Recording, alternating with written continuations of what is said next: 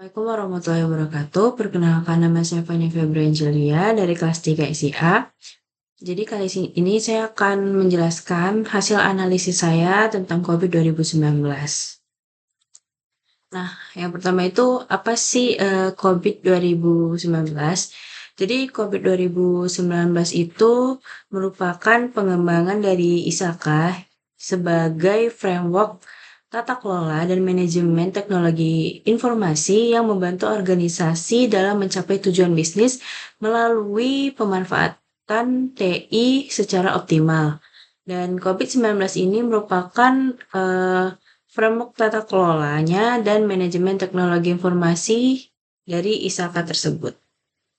Dan adapun tujuan utama dari COVID 2019-nya itu, yang pertama dia menyelaraskan TI dengan strategi bisnis, lalu ada mengoptimalkan nilai value bagi stakeholder, dan mengelola resiko dan sumber daya secara efisiennya. Nah, pada sistem tata kelola ini memiliki prinsip atau biasanya dikenal dengan governance system. Nah, yang pertama itu ada provide stakeholder value, yang dimana sistem tata kelola ini harus memberikan nilai bagi stakeholder dengan menyeimbangkan manfaat, resiko, dan sumber dayanya. Lalu ada holistic approach, itu proses, struktur, budaya, dan lain-lainnya. Yang dimana tata kelola TI ini dibangun dari berbagai komponen yang saling terintegrasi. Lalu ada dynamic governance system, yang dimana sistem harus adaptif terhadap perubahan seperti strategi bisnis atau perkembangan teknologi. Lalu ada governance distinct from management, yang dimana itu harus ada pemisahan yang jelas antara fungsi governance dengan manajemennya. Lalu ada tailored to enterprise need, yang dimana sistem ini harus disesuaikan dengan kebutuhan spesifik dari organisasi dan tidak bisa one size fit all sistemnya. Lalu ada end-to-end governance system, yang dimana tata kelola ini mencakup seluruh organisasi, tidak hanya departemen TI-nya saja, tetapi juga seluruh proses dari bisnis tersebut.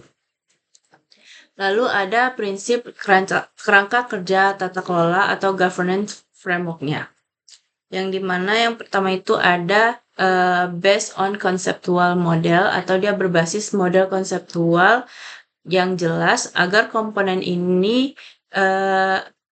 ada hubungan, terdapat hubungan antar bagiannya yang terstruktur. Lalu dia terbuka dan fleksibel, yang dimana framework harus terbuka untuk dikembangkan dan mampu menyesuaikan dengan kebutuhan baru. Dan yang terakhir itu ada selaras dengan standar internasional utama lainnya. Selanjutnya itu penjelasan tentang domain COVID 2019. Jadi di domain COVID 2019 ini, COVID tersebut membagi aktivitasnya menjadi dua area utama. Yang pertama governance, yaitu tata kelola, dan domainnya itu ada EDM. Lalu manajemen atau bagian manajemen, di domainnya itu ada APO, BAI, DSS, dan MEA. Nah, yang pertama itu ada domain EDM, yang dimana dia berada di bagian governance atau tata kelola.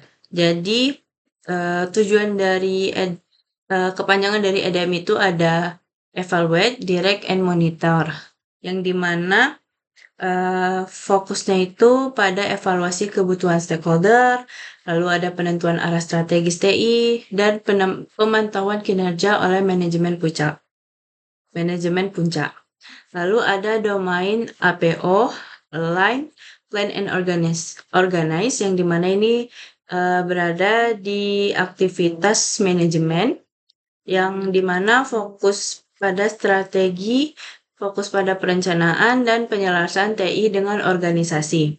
Lalu ada domain BAI, Build, Acquire, dan Implement, yang dimana berada di posisi aktivitas manajemen, yang dia fokus pada pembangunan, pengadaan sistem, dan manajemen perubahan.